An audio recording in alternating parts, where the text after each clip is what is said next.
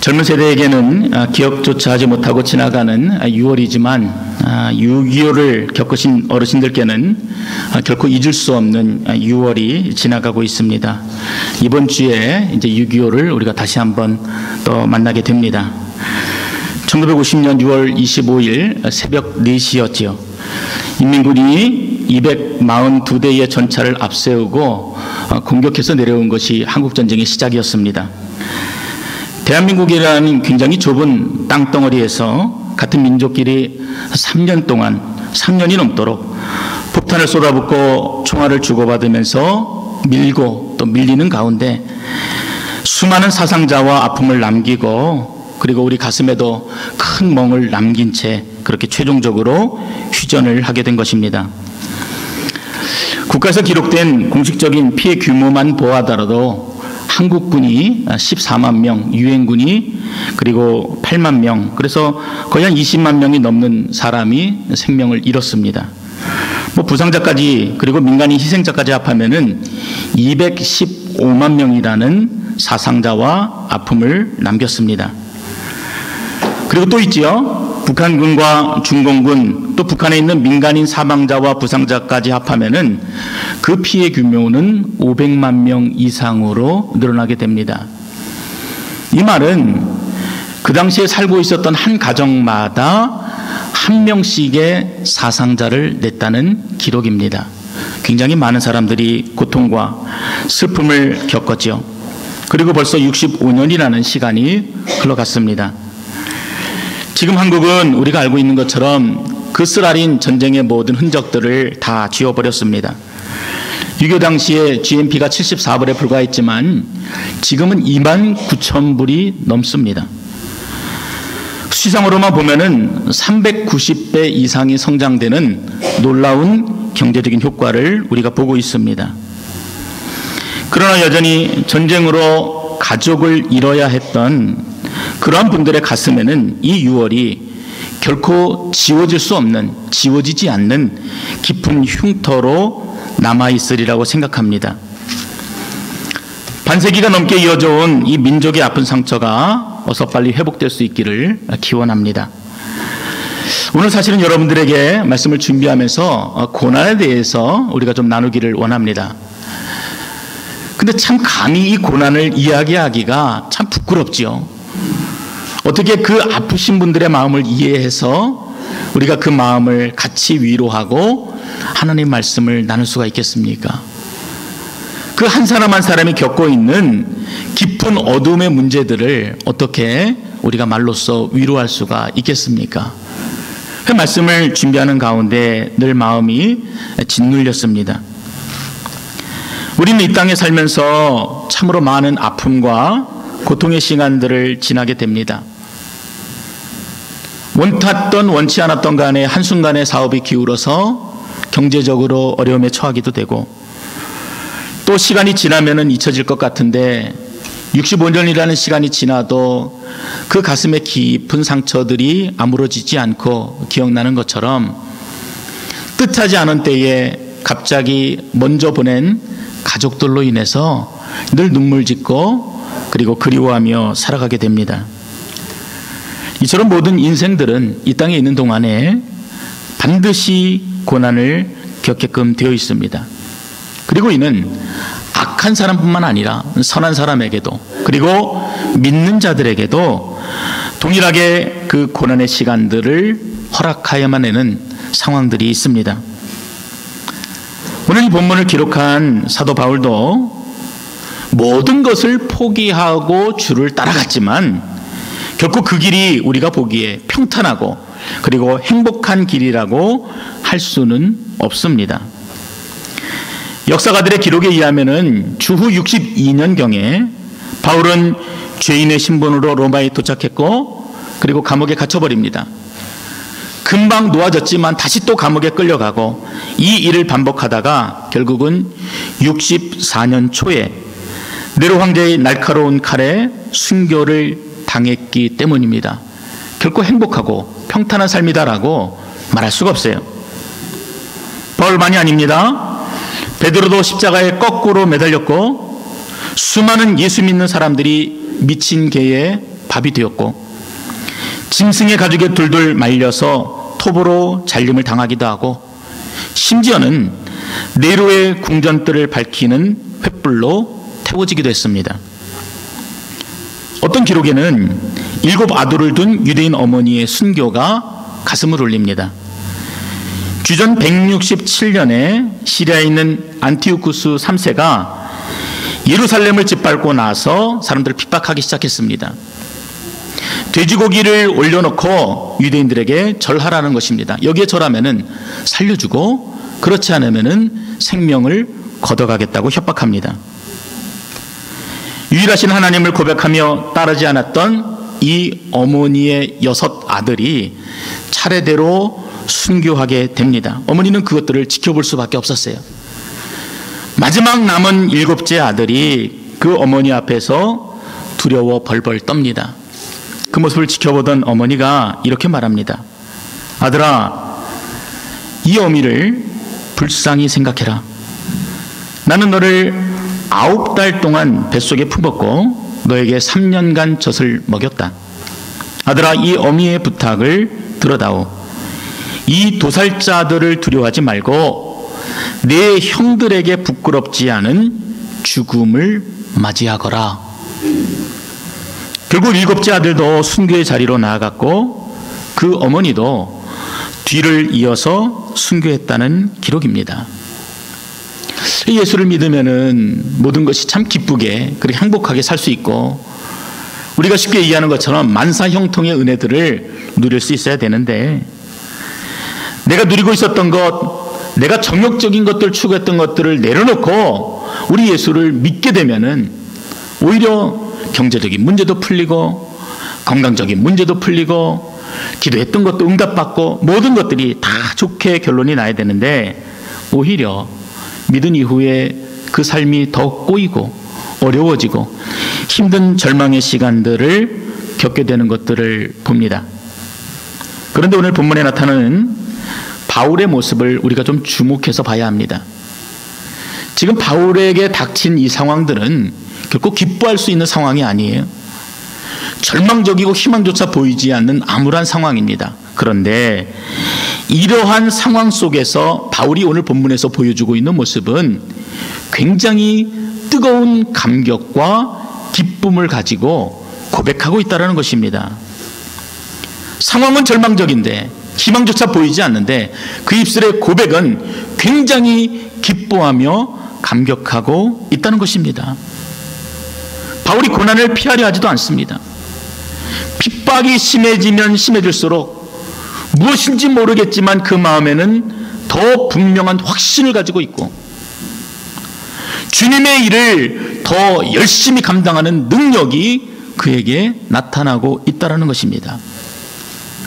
여러분, 무엇이 바울로 하여금 이처럼 삶의 어려운 순간순간임에도 이처럼 마음의 기쁨과 감격을 가지고 확신을 가지고 그 주님의 영광스러운 삶을 살게 되었는지 오늘 저와 여러분이 나눌 수 있기를 원하는 것입니다. 바울이 당했던 고난은 우리가 2가지 정도로 좀 정리해 볼 수가 있습니다. 먼저는 내면적인 고난입니다. 4절에 보면은 오직 모든 일에 하나님의 일꾼으로 자천하여 많이 견디는 것과 환난과 궁핍과 고난과, 그러니까 바울이 인간적으로 가장 필요한 부분들, 그 다음에 가장 기본적인 욕구들에 의해서 어려움을 당하는 것이에요. 이거는 당연히 있어야 되는 것들인데 그것들이 없음으로 어려움을 당하게 되는 고난을 겪게 됩니다. 본문의 표현대로 한다면은 환난과 궁핍으로부터 오는 고난입니다. 사실은 이런 일들을 겪지 않아도 되는 사람이 바울이었습니다. 사도행전 22장에 보면은 이 바울을 소개할 때 이렇게 소개하지요. 나는 길리기아 다소, 무슨 말이에요? 대도시에 뼈대 있는 집안의 출신이다. 유대인이다. 구별된 사람이다. 이렇게 자기 자신을 소개합니다. 가말리엘의 문화에서 배웠다. 정통성 있는 율법 교육을 배우면서 자라고 성장했다. 그리고 누구보다도 하나님에 대해서 열심히 있는 자다.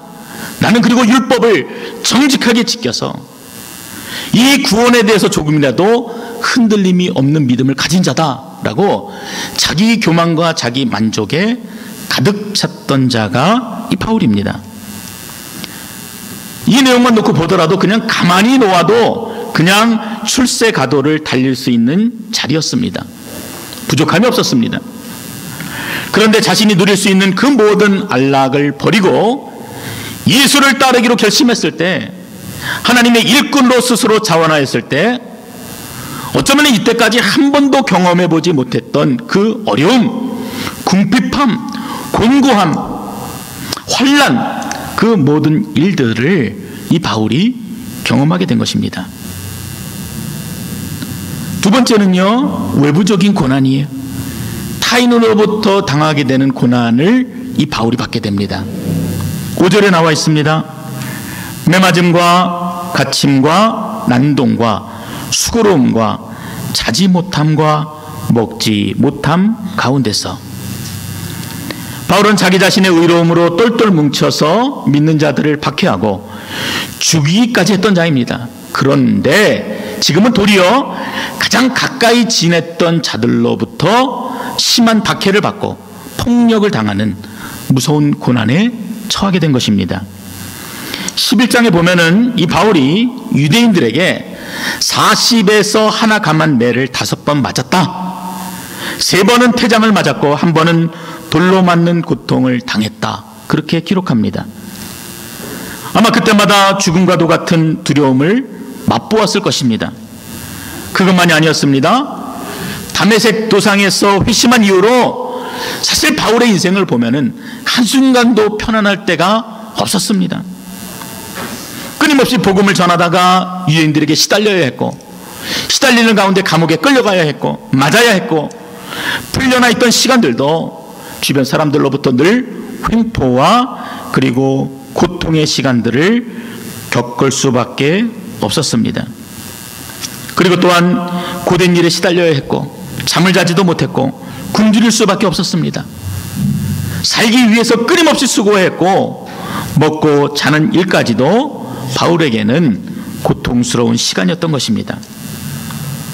그러나 바울은 이 고통의 시간, 이 고난의 시간을 딱 한 문장으로 정리합니다.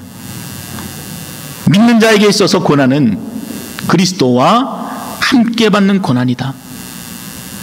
그리고 지금 내가 받는 이 고난은 현재의 고난이다. 이 말로 자기의 그 모든 아픔의 시간들을 간결하게 표현합니다. 여러분도 한번 따라해 보시기 바랍니다. 지금 내 고난은 그리스도와 함께 받는 고난이다. 지금 내 고난은 현재의 고난이다. 로마서 8장 말씀이에요. 로마서 8장 17절과 18절 말씀에 자녀이면 또한 상속자 곧 하나님의 상속자요 그리스도와 함께한 상속자니 우리가 그와 함께 영광을 받기 위하여 고난도 함께 받아야 할 것이니라 생각하건대 현재의 고난은 장차 우리에게 나타날 영광과 비교할 수 없도다. 이게 바울의 고백이었습니다. 현재 내가 받고 있는, 현재 내가 감당하고 있는 이 어려움의 시간들은 누구에게도 얘기할 수 없고 그 누구도 해결해 줄 수 없는 이 어려움의 문제들은 주님이 장차 재림하시는 그날에, 우리가 새 몸을 입고 부활하게 될 바로 그날에 누리게 될 영광과는 감히 비교도 할 수 없는 것이기 때문에 내가 기뻐할 수 있다는 것이에요. 내가 감당할 수 있다는 것입니다. 그럼에도 불구하고 내가 열심히 주의 일에 충성할 수 있다라는 고백을 하고 있는 것입니다. 1956년에 짐 엘리엇을 비롯한 5명의 젊은 선교사님들이 남미 에콰도르에 있는 와다니족에게 복음을 전하기 위해서 경비행기를 타고 갑니다. 그리고 밀림 깊숙이 들어가서 밀림을 따라 흐르는 강가의 해변에 착륙했습니다. 그런데 복음을 전하기도 전에 원주민들의 날카로운 창에 찔려서 모두가 그 자리에서 죽어갔습니다. 선교사를 파송했던 단체에서 조사하기 위해서 사람들을 보내서 보니까 강가에 그 5명의 시신이 뉘어져 있고, 그런데 한 사람 한 사람 살펴보는 가운데 이상한 점이 발견이 되어졌습니다. 그들의 손에는 분명히 총이 들려져 있긴 한데 총을 쏜 흔적이 보이지 않는다는 것입니다. 심지어는 탄창에 총알이 없었습니다. 근데 영화를 보면은 짐 엘리엇이 떠나기 전에 자기 아들에게 이런 질문을 하나 받게 됩니다. 아빠, 만약에 와다니족이 공격하면은 아빠는 방어할 거예요? 총을 쏠 겁니까? 이렇게 물어봐요. 근데 짐이 고개를 좌우로 흔듭니다. 그리고 아들에게, 아들아, 우리는 그들에게 총을 쏠 수가 없단다. 그들은 아직 천국에 들어갈 준비가 안 되어 있단다. 우리는 준비되어 있지만, 그러면서 아들의 눈을 쳐다보게 됩니다. 결국 그렇게 와다니족을 구원하기 위해서 이 젊은 선교사들이 스스로를 내어주기를 마다하지 않았고, 그리고 결국 순교의 자리로 나가게 된 것입니다. 이 사건이 있고 나서 미국이 발칵 뒤집혔습니다. 라이프지와 타임지는 이 사실들을 보고하면서 그것은 우리에게 너무나 큰 낭비였다라는 큰 타이틀로 기사를 내보냈습니다. 그러자 짐 엘리엇의 아내가 이렇게 대답합니다. 여러분, 그것을 낭비라고 얘기하지 마세요. 남편은 어렸을 때부터 이 순간을 위해서 준비해왔던 사람이었습니다. 그리고 이제서야 그 꿈을 이룬 것 뿐입니다. 이렇게 고백했습니다. 영화는 그렇게 끝나지 않습니다.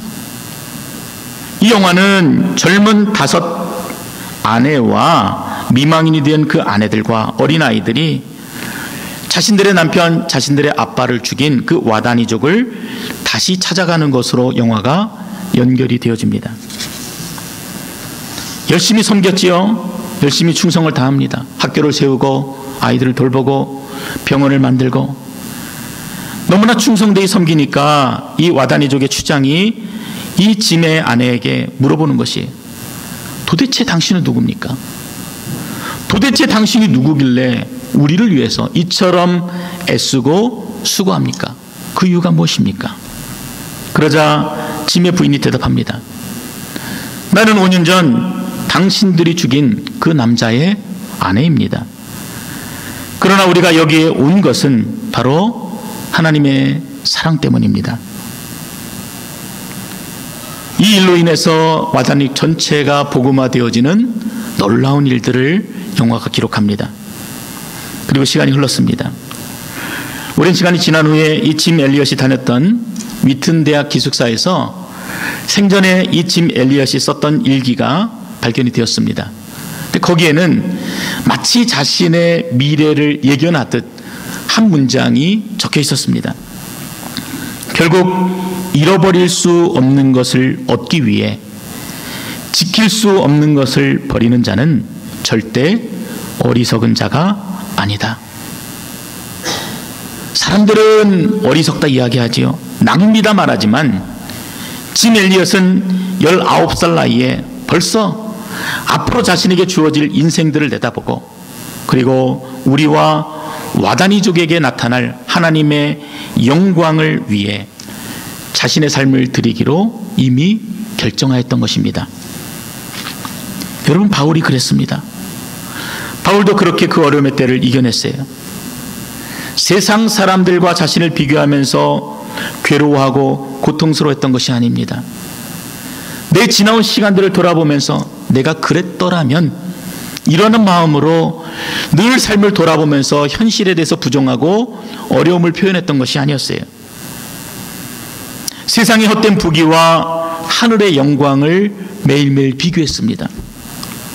자신의 고난을 이겨낼 수 있는 것, 그것이 내가 앞으로 장차 누리게 될 그 영광과는 도저히 감당할 수 없는 것들이기 때문에 끊임없이 비교하면서 그 어려움의 때를 이겨냈던 것입니다. 그리고 자신이 그 고난을 이겨낸 근원을 6절과 7절에 소개하고 있습니다. 제가 좀 간단한 말로 정리해보면 이런 말이에요. 6절에 보면은 겉으로 보여지는 모습뿐만이 아니라 속사람까지 정결해야 하고, 하나님의 말씀을 아는 지식에 충만하여야 하고, 모든 박해를 견뎌낼 뿐만 아니라 더 나아가 그 박해를 하는 그 사람까지도 사랑하고 자비를 베풀며 사랑과 진리의 날카로운 양날의 검을 가지고 살아야 한다는 말들입니다. 여러분, 결코 쉬운 일은 아니지요. 이렇게 사는 게 결코 우리가 쉽게 결정하고 쉽게 행동할 수 있는 그런 내용들이 아닙니다. 그러나 이겨내는 자에게 허락하시는 하나님의 영광은 그 무엇보다도 비교할 수 없는, 무엇과도 비교할 수 없는 하나님의 영광이라는 것들을 바울이 말하고 싶었던 것입니다. 바울은 그 감동적인 영광을 8절 이하에서 9개의 대조법으로 설명합니다. 하나는 부정적인 단어가 나와 있고 하나는 긍정적인 단어가 나와 있어요. 하나는 내가 예수를 믿기 이전의 모습이 나와 있다라면은, 다른 하나의 단어는 예수 믿은 이후에 변화되어진 나의 삶의 모습이 나타납니다. 하나는 세상에서 보는 나의 모습이 기록되어져 있다면은, 대조되는 또 하나의 단어는 하나님의 쪽에서 보시는 나의 모습이 기록되어져 있습니다. 9가지나 기록되어져 있어요. 오스왈드 챔버스 목사님은 이를 3가지 주제로 묶어서 설명합니다. 첫 번째는, 우리가 그 감동적인 영광을 받고 싶은데, 그 감동적인 영광은 구체적으로 보면 우리의 기질적인 변화를 말한다는 것입니다. 기질이란요, 우리를 주관하는 성향으로부터 자연스럽게 나타나는 성격입니다. 색깔이에요. 내가 기본에 가지고 있었던 성품으로부터 우러나게 되는 그런 모습들입니다. 예수를 알기 이전에 나의 기질은 어떤 것이었습니까? 죄로부터 비롯된 악한 기질들이었습니다. 그래서 8절 하반절에 보면은, 우리는 속이는 자 같으나 참되고, 이전에는 우리가 정직하지 못했다는 것이에요. 비난받는 자리에 있었습니다. 사람을 속이는 자리에 있었으나 하나님께서 우리를 붙들어 주심으로 인해서 우리에게 허락하시는 하나님의 영광은 완전히 새로운 사람으로, 완전히 새로운 기질로 하나님의 성품으로 바꿔주시는 놀라운 영광을 우리가 누리게 된다는 것입니다. 그리고 이미 우리는 그 일들을 누리고 있는 자들입니다. 한국교회 역사에서 예수천당 불신지옥 하면은 가장 먼저 떠오르는 사람은 최권능이라는 최봉석 목사님이십니다. 최권능이라는 이름으로 우리에게 더 많이 알려져 있지요. 그분이 1902년에 평안북도 사주에서 선교사가 건네준 쪽복음을 들고 또 그 복음을 읽음으로 인해서 중생의 경험을 하게 됩니다. 예수를 믿게 되었어요. 날마다 뜨거운 감격을 가지고 복음을 전하는 자로 완전히 그 인생이 달라져 버렸습니다. 하루는 장터에서 열심히 복음을 전하게 되는데, 예전에 자신이 방탕했을 때 만났던 친구들이 주막에 앉아서 술을 마시고 있는 것이, 그 친구들이 아는 체합니다. 이리 오라 그러고서 술을 권하고, 그래도 최권능 목사님께서 마시지 않으니까 얼굴에다 그 술잔을 확 부어버렸습니다. 아마도 술이 권하게 취해서 이 최 목사님을 보고 시비를 걸고자 했던 것 같습니다. 근데 그 중에 한 친구가 이 최권능 목사님의 과거의 성격을 알지요. 그래서 이런 이야기를 했어요. 저 친구 오늘 장례 치르는 날이겠구나, 이렇게 생각했습니다. 그런데 오히려 최권능 목사님은 아무 일도 없다는 듯이 얼굴에 흐르는 술을 닦아내면서 태연히 앉아있는 것입니다. 그리고 말하기를, 이전에 최봉석이는 다 죽었어. 지금 살아있는 것은 전도하는 최권능이야, 이렇게 이야기했다고 합니다.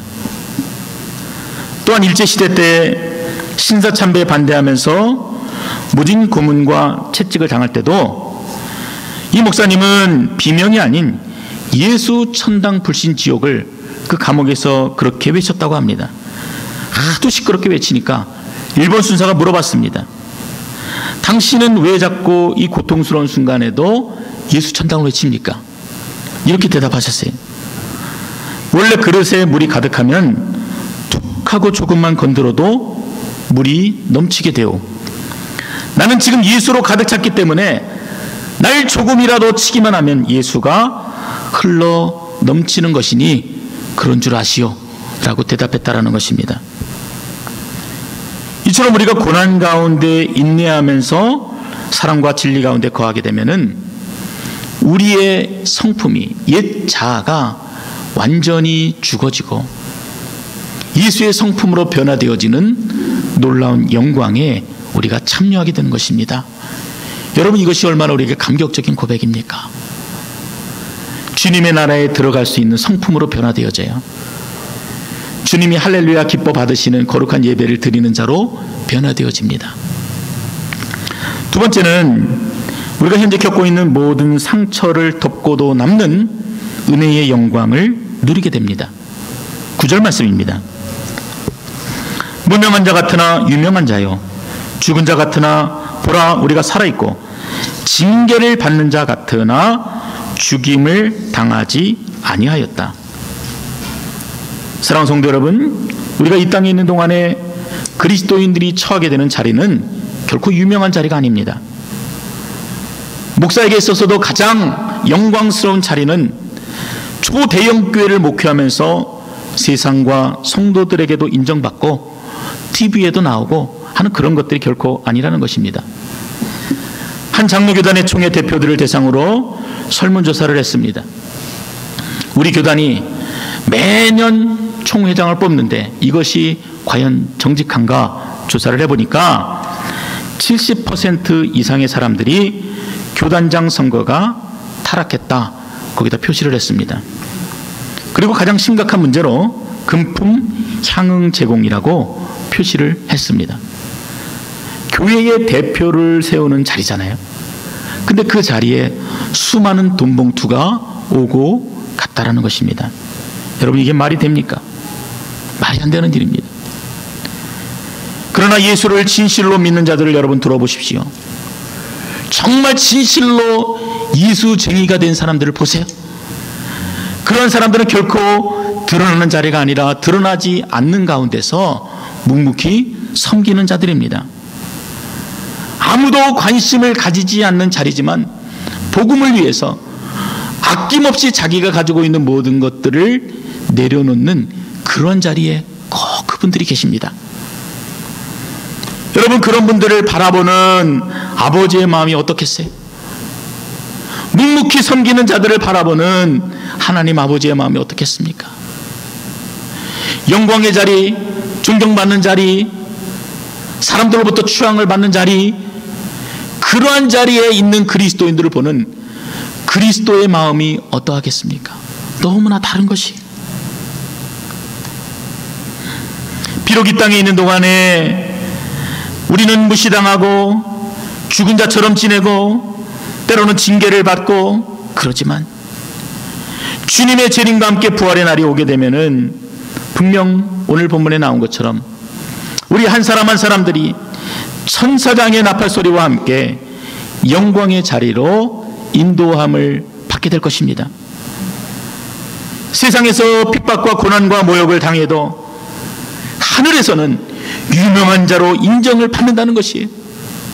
그래서 하나님의 은혜 외에는 아무런 상처도 남지 않게 되는 영광의 날을 저와 여러분이 만나게 된다는 것입니다. 그 영광이 있기 때문에 내가 이겨낼 수 있다는 것이에요. 견딜 수가 있다는 것입니다. 지금 이 순간이 누구에게 되게 할 수 없는 고통의 순간이지만 앞으로 주께서 내게 허락하실 그 영광이 있기 때문에 내가 감당할 수 있다는 것입니다. 바울도 빌립보서 4장 12절에서 이렇게 고백합니다. 나는 비천에 처할 줄도 알고 풍부에 처할 줄도 알아. 모든 일 곧 배부름과 배고픔과 풍부와 궁핍해도 처할 줄 아는 일체의 비결을 배웠노라. 이 말이 무슨 말이에요? 어떠한 환경에 처한다 할지라도 나는 그 환경 속에서도 하나님의 은혜를 발견하고 그 영광을 누릴 수 있는 비결을 알았다. 그렇게 산다라는 고백입니다. 저와 여러분도 어떠한 상황이 우리 눈앞에 있고 어떠한 어려움이 있다 할지라도 그 가운데서도 하나님의 영광을 발견하고 기뻐할 수 있는 저와 여러분이 될 수 있기를 주의 이름으로 축원드립니다. 마지막으로 그리스도와 함께 당하는 고난은 가난한 부자가 되는 영광의 자리로 우리를 초대합니다. 한 말이 재밌죠? 가난한 부자. 믿는 자들에게 허락하는 놀라운 은혜입니다. 9절의 말씀에 근심하는 자 같으나 항상 기뻐하고 가난한 자 같으나 많은 사람을 부요하게 하고 아무것도 없는 자 같으나 모든 것을 가진 자로다. 이렇게 말합니다. 근심하는데 어떻게 항상 기뻐하겠습니까? 근데 지금 바울이 하는 근심은 세상적인 근심이 아니에요. 우리가 매일 고민하고 우리가 매일 간구하는 것처럼 육신의 정욕, 안목의 정욕, 이생의 자랑이 아닙니다. 지금 바울이 가지고 있는 근심은 어떻게 하면 내가 하나님의 은혜를 잘 깨달아서 그분의 뜻을 잘 깨달아서 그 말씀대로 순종할까 하는 그 근심입니다. 어떻게 하면 내가 주님과 더 친밀한 교제를 나눌 것인가? 어떻게 하면 내가 주님을 더 깊게 알아서 그분과 친밀함 가운데 고백되어진 인생을 살 수 있을까? 그 근심을 하는 것이, 그러니까 그 근심의 뿌리 자체가 우리랑은 완전히 다릅니다. 하나님에 대한 굳건한 믿음에 그 뿌리를 두고 있는 것입니다.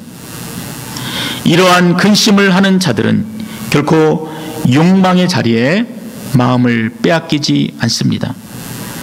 그리고 하나님은 그러한 자들을 더욱더 가난한 자리로 몰아가세요. 아무것도 없는 자리로 이끌어 가십니다.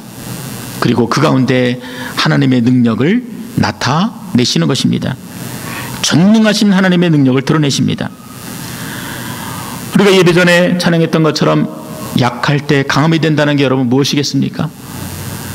주님은 우리를 점점 약한 자리로 몰아가시고 우리를 고난의 자리로 몰아가시고 그리고 우리에게 핍박의 자리를 허락하실 때 오히려 그 가운데 하나님의 거룩이, 하나님의 온전하심이, 하나님의 강하심이 완전하게 드러나고 주님께 영광이 되게 하신다는 약속의 고백이 되는 것입니다.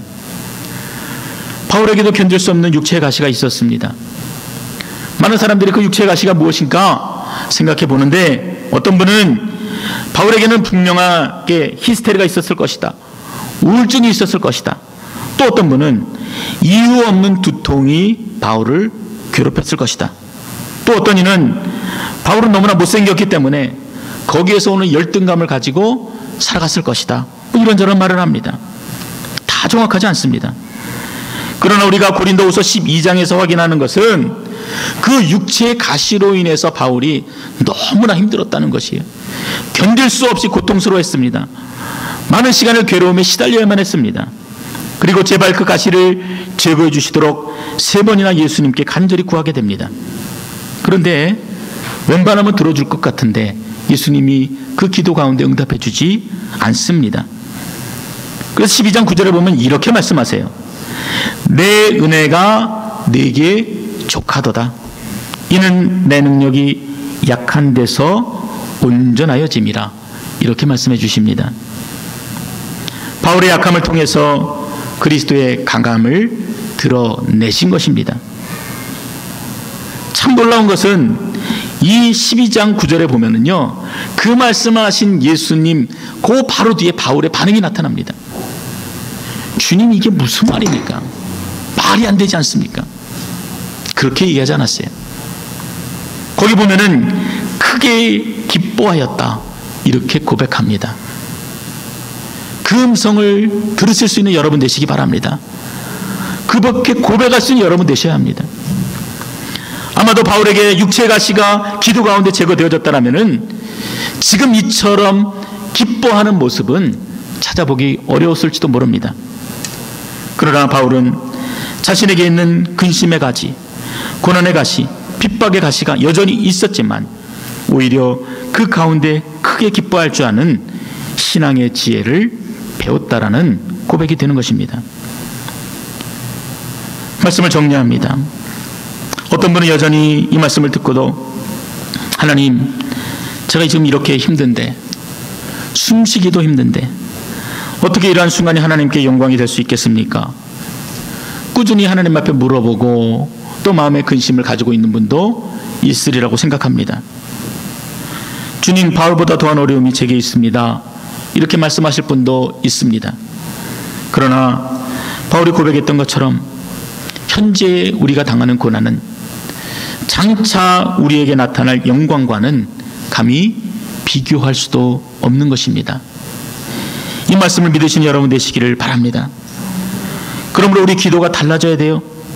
여전히 삶은 고달프고 곤고하고 무명하고 배고프기 때문에 하나님 제발 이 상황에서 나를 조금 벗어나게 해주십시오 라는 기도가 아니라 우리에게 먼저 되어져야 되는 기도는 하나님 이러한 상황 가운데 나타내시는 하나님의 영광을 깨닫게 해주십시오.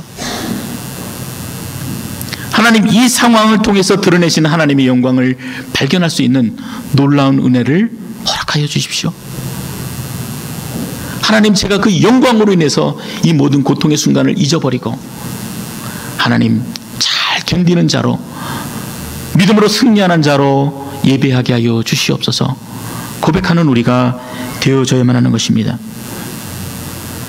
오늘 본문 2절에 바울이 이렇게 고백합니다. 보라 지금은 앞으로가 아닙니다. 지금은 은혜 받을 만한 때요. 보라 지금은 구원의 날이로다.